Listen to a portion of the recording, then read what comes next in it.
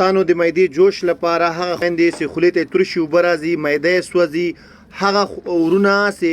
جګر یې میکروب لري یا تور زیړی وي یا لاسونه او پښې یې سوځي، هغه کسان دا نسخه استعمالولی شي، ټول عمر به دعا کوي. که هغه کسان بالخصوص د معدې جوش والا د مثانې ګرمي والا دا استعمال کوي. دې کې نانا پودینې ته وایي 400 ګرامه، نبات بورې ته وایي دا 1 کیلو، روان خطای 300 ګرامه، دارچینی 200 ګرامه، تور مرچ 1.5 ګرام، سونف بادیان دا 500 ګرامه، زنجبیل دا 250 ګرامه، زیره سفید دا 250 ګرامه، مولټي پاوډر دی دا 500 ګرامه، خشک دنیا